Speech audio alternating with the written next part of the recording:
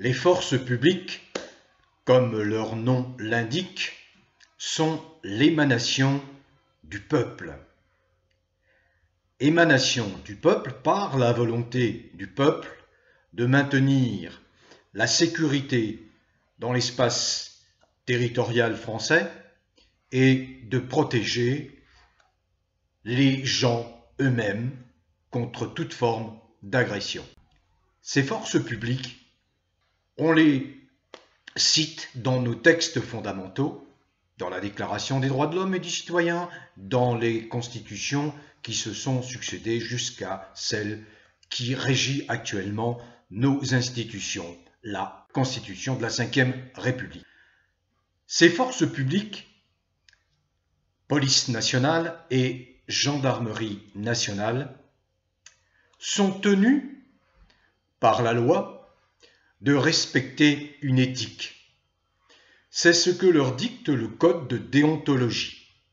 Le code de déontologie est entré en application après la publication d'un décret du 4 décembre 2013. Ce que dit très clairement ce code de déontologie, c'est le fil conducteur, c'est le socle, c'est le message le plus important, c'est qu'ils sont tenus d'adopter, ces policiers et gendarmes, un comportement correct envers les citoyens qu'ils ont la mission de protéger prioritairement. Et dès lors que ces citoyens sont menacés par un quelconque mouvement qui irait contre l'intérêt de la majorité des citoyens et contre l'intégrité physique des citoyens, ce qui est le cas actuellement, ils ont le devoir de les protéger et non pas de protéger une minorité de factieux. Donc le policier et le gendarme doivent respecter ce code de déontologie. Mais également, ils doivent veiller à ce que leurs collègues agents le respectent. Je ne vais pas entrer dans le détail de ces obligations. Je vais mettre le lien qui renvoie aux principales dispositions contenues dans ce code de déontologie qui organise, qui définit le comportement que doivent adopter les membres de cette force publique, qui, je le répète, est l'émanation du peuple et est là essentiellement pour protéger le peuple. Alors, que se passe-t-il à présent, aujourd'hui? Eh bien, les forces publiques se trouvent dans une situation inconfortable. Parce que les forces publiques sont composées de citoyens comme les autres. Des citoyens qui ont une vie sociale, familiale, qui ont des épouses, des parents, des frères, des sœurs, des enfants. Et je vous l'ai expliqué dans mes précédentes vidéos, Macron, le fourbe, essaie d'enfoncer un coin pour bien diviser toutes les catégories sociales et professionnelles du pays. Il enfonce un coin en privilégiant les catégories qui sont susceptibles de le protéger, à commencer par les forces publiques, bien sûr, en les dispensant de toutes les obligations nées des lois infectes, scélérates, notamment à propos de l'obligation du pass sanitaire, de ces lois infectes. Il les dispense, comme il a dispensé certaines professions, les routiers par exemple, dont il craint l'intervention et le blocage de toutes les artères qui irriguent le territoire français.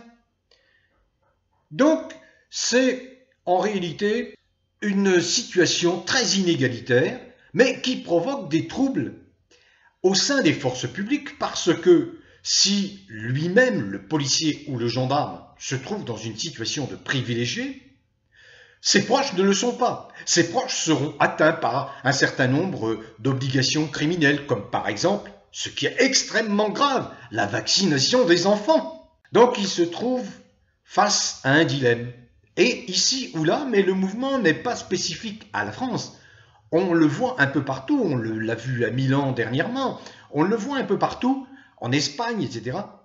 Les policiers, les gendarmes sont rattrapés, fort heureusement, par la prise de conscience qu'ils sont avant tout des êtres humains, sociaux, qui ont besoin d'interagir en dehors de leur activité professionnelle avec d'autres êtres humains. Ils ne portent pas en permanence l'uniforme, ils ne sont pas en permanence à devoir obéir à des ordres. Et les ordres auxquels ils obéissent depuis l'arrivée de Macron sont des ordres totalement illégaux. J'avais eu l'occasion, dès le mois de décembre 2018, d'enregistrer une vidéo mettant en garde ces policiers et gendarmes.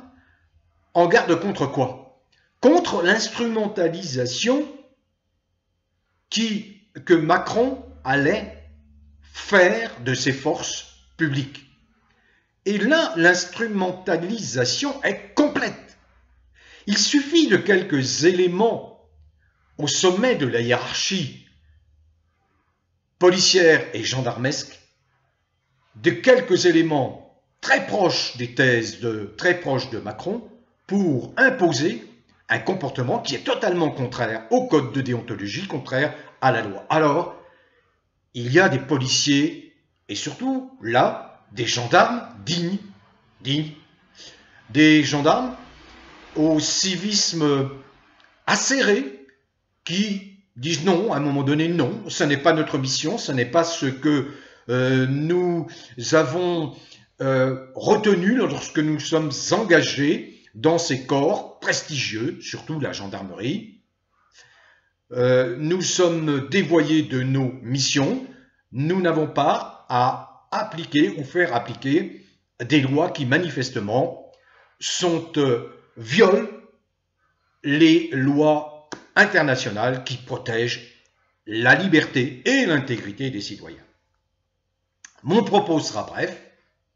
Je vais juste vous demander de prendre connaissance de 3 vidéos très importantes. Mais avant cela, juste pour conclure sur le sujet, un sujet qui est repris dans les vidéos que je vais intégrer à la présente vidéo,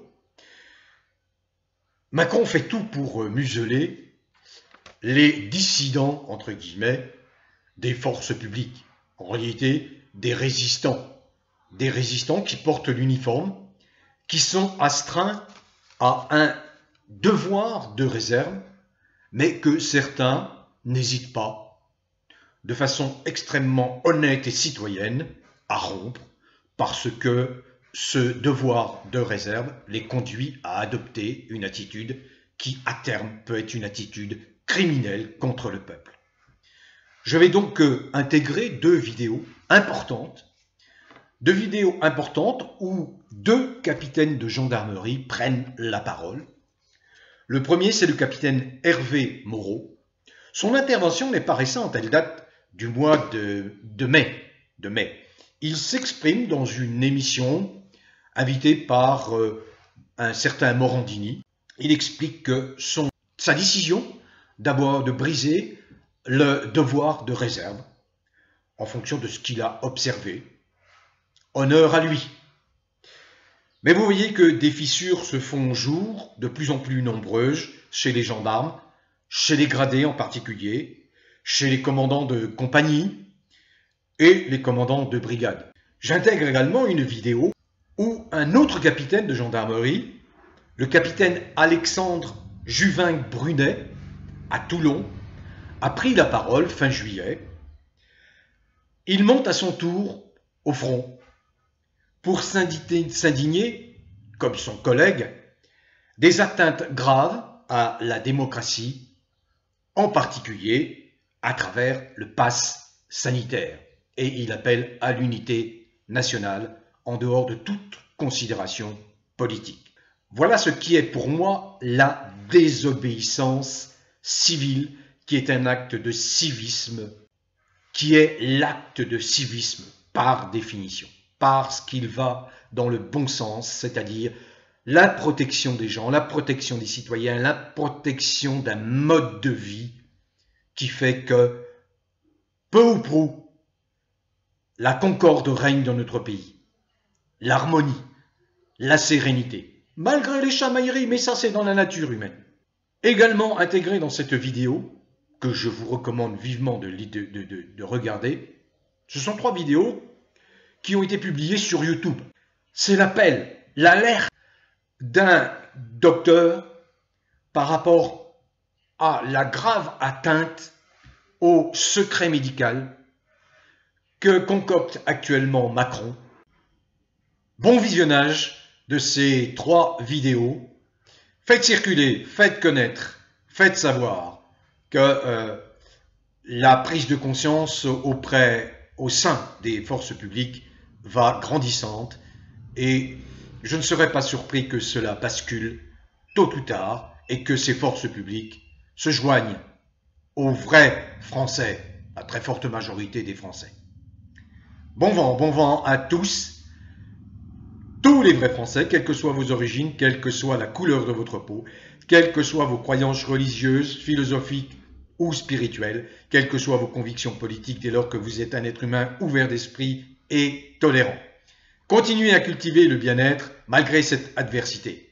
Où que vous soyez, en France métropolitaine, en Navarre, dans les merveilleux pays, territoires et départements d'outre-mer et à l'étranger. Bon vent à tous.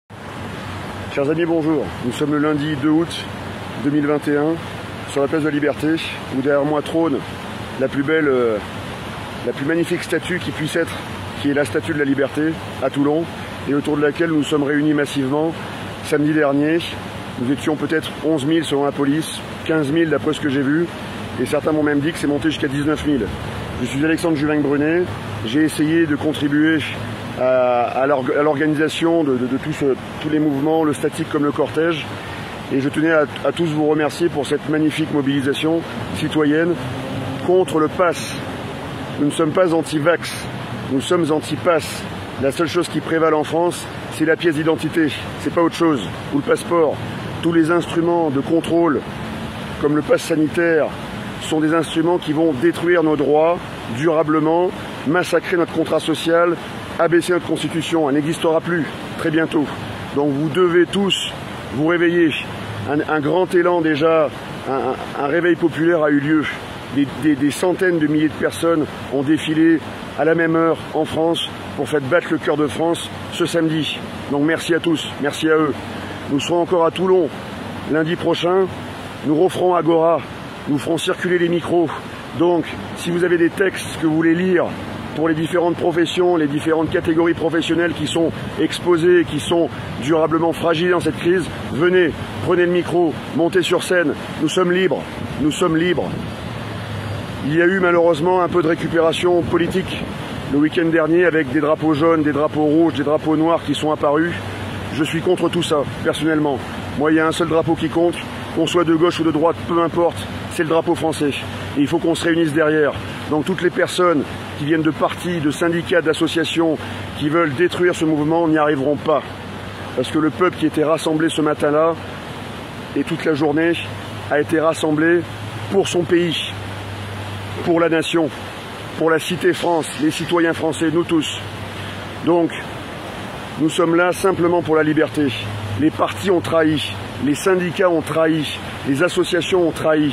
Et cette fois-ci, les Français l'ont compris, tous les Français. Je finirai ce message en vous disant que les policiers, je m'adresse aux policiers, vous êtes dans une situation qui est très inconfortable. Pourquoi? Parce que vos propres familles vont être touchées par le pass sanitaire dans les jours qui viennent. Et vous comprenez cette colère légitime. Nous sommes allés dans votre direction samedi, car nous savons que vous êtes la clé avec les gendarmes et ensuite les forces armées. Vous êtes la clé de cette crise. Si vous basculez, vous maintenez cette pression tyrannique qui deviendra bientôt dictatoriale, nous allons basculer donc dans un régime d'oppression pure, qui aura les apparences, les artifices de démocratie, mais qui n'en sera plus une. Donc réfléchissez bien, réfléchissez pour vos enfants, pour vos petits-enfants, pour vos femmes ou vos époux si vous êtes policier. Merci à tous, c'était un message pour aller vers la fraternisation de tous, que vous soyez citoyens en tenue ou citoyens sans la tenue, devant le bouclier ou derrière le bouclier, vous êtes tous malgré tout des citoyens. Et nous avons été instrumentalisés, divisés, montés les uns contre les autres par des banquiers, par une oligarchie technique, technocratique et financière. Nous allons mettre fin à ça. Nous allons refaire Agora partout en France. Nous allons reprendre la voix. Et en reprenant la voix du peuple, par le peuple, pour le peuple, nous allons nous réunir, nous réorganiser, sans association, sans parti, sans syndicat, par le peuple, de fait. Beaucoup de manifestations en France n'étaient pas déclarées. Et pourtant, elles étaient légitimes. Donc même si elles avaient le vernis de l'illégalité, soi-disant, les policiers ne sont pas allés contre. Et la préfecture ne peut pas aller contre, pour une raison très simple. Le nombre fera loi. Et le nombre a commencé à faire loi durant 3 dates. Donc ces dates, revenez, nous sommes dans le calme, la détermination et l'organisation désormais, mais organisation décentralisée, citoyenne, pour tous. Revenez, augmentez encore les cortèges, le nombre va faire loi et il va faire plier ce système. Merci à tous, je vous souhaite une très belle semaine et je vous dis à très bientôt. Bonjour à toutes et à tous. J'ai décidé de faire cette vidéo aujourd'hui pour vous alerter contre 3 violations du secret médical qui est en train d'organiser sciemment le gouvernement.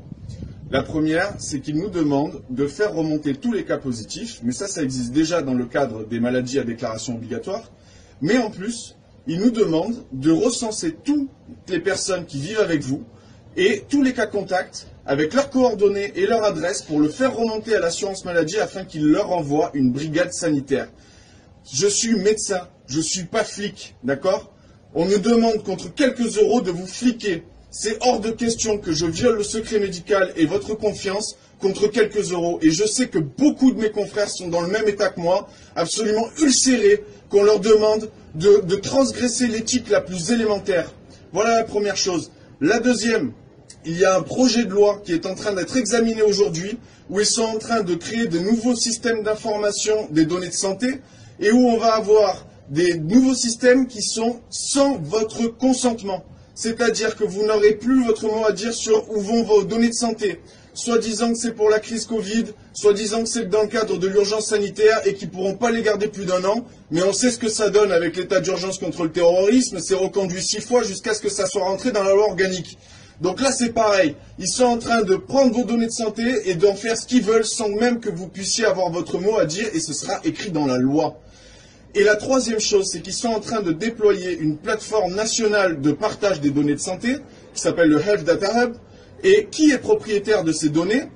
Les serveurs de Microsoft. On est en train de forcer tous les hôpitaux, bientôt les pharmacies, les dossiers médicaux partagés, tout va se retrouver sur les serveurs de Microsoft. Si vous trouvez ça normal, moi non. Donc j'espère que vous allez partager en masse cette vidéo parce qu'il faut que tout le monde sache ce qu'ils sont en train de faire, c'est vos données de santé, c'est votre vie. Parce que derrière, les assurances, elles vont monter leur prix, les banques aussi vont refuser de vous faire les prêts, c'est ça qui est en jeu. C'est tout ça, les employeurs qui vont refuser de vous reconduire vos contrats parce qu'ils savent que vous êtes malade, etc., etc. Donc soyez vigilants, partagez s'il vous plaît, partagez. Bonne journée à tous. Vous avez brisé votre devoir de réserve et depuis vous avez été convoqué hier matin par qui? Par votre hiérarchie? Par mon général. J'ai été convoqué par le général. La journée d'hier a été une journée particulière parce que assez émouvante. J'ai rendu mon arme de service, j'ai rendu ma plaque, j'ai rendu mon gilet pare-balles et j'ai eu un échange avec mon général, avec mon chef hiérarchique. Et donc cette seconde sanction disciplinaire qui fait suite à votre émission, Jean-Marc Morandini, qui fait suite aux publications Facebook, qui fait suite à la signature des tribunes des généraux. Donc voilà, de nouvelles sanctions disciplinaires. Alors il a fallu qu'il se hâte parce que j'aurais quitté le service actif dans 6 jours maintenant. Mais mon général... Pourquoi vous avez tout rendu hier? Parce que je quitte la gendarmerie nationale, parce que j'ai posé ma démission. Vous démissionnez? J'ai démissionné, oui, bien entendu, à compter du moment où j'ai écrit ce livre, Vérité d'un capitaine de gendarmerie, où j'ai dit ces vérités, où j'ai signé ces tribunes et asséné les vérités qui me paraissaient essentielles de faire connaître au grand public. Oui, j'ai démissionné et donc je rends tous les attributs associés à mes fonctions. Et donc on vous a demandé de vous expliquer sur les propos que vous avez tenus, en particulier sur ce plateau. On m'a posé des questions, absolument. Alors la situation a été une fois de plus difficile. Alors je ne sais pas si c'est moi qui suis formellement en compte ou si c'était un signal adressé à d'autres, à mes frères d'armes qui seraient tentés également de rompre le devoir de réserve. Je l'ignore. Moi, tout ce que je sais, c'est que j'avais la possibilité de ne pas répondre à cette convocation. Je suis actuellement en permission de fin de service. Je ne pouvais pas être convoqué, mais je me suis présenté devant mon général parce que je n'ai pas reculé. De la même manière que pour répondre au ministre de l'Intérieur, j'ai avancé à visage découvert. J'ai signifié les réalités auxquelles j'avais été exposé si longtemps et j'ai tenu ce rôle de lanceur d'alerte qui m'importait tant. Comme demain, pour répondre là aussi au ministre, je me présenterai à des élections.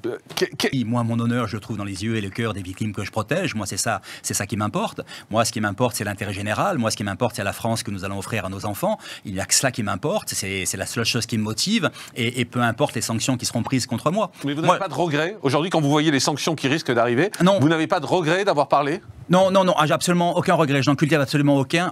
Moi, je ne compte pas. La seule chose qui compte, c'est la France. C'est la France que nous léguerons à nos enfants. Moi, c'est la seule chose qui m'importe. C'est la seule chose qui m'anime. Je veux une France plus belle. Vos interlocuteurs ici ont tous abondé dans ce sens. Nous voulons tous le meilleur pour notre nation, pour notre pays, pour cette France que nous allons léguer à nos enfants, là encore. Et peu importe ceux qui auront à répondre de ces sanctions, peu importe ce qui m'arrivera. Qu'est-ce qu'ils vous disent, vos collègues autour de vous, avec qui vous travaillez, vos collègues gendarmes? Ils vous disent que vous avez pris un gros risque quand même en parlant, ou ils comprennent, et si les sanctions n'étaient pas si lourdes, j'ai envie de dire, ils feraient la même chose? Oui, ils me soutiennent vraiment. J'ai reçu depuis mon passage dans votre émission, M. Morandini, j'ai reçu des lettres absolument merveilleuses, énormément de lettres. Alors je m'excuse auprès de ceux auprès desquels je ne peux répondre, mais oui, ils me soutiennent. C'est une certitude. Et ils comprennent, bien sûr. Tous sont des situations, mais également j'ai reçu des lettres des représentants des forces armées. Tous comprennent la situation. Tous voudraient également agir en ce sens. Ils ne le peuvent pas parce que là encore, ils ont des familles à faire vivre. Ils aiment passionnément leur métier.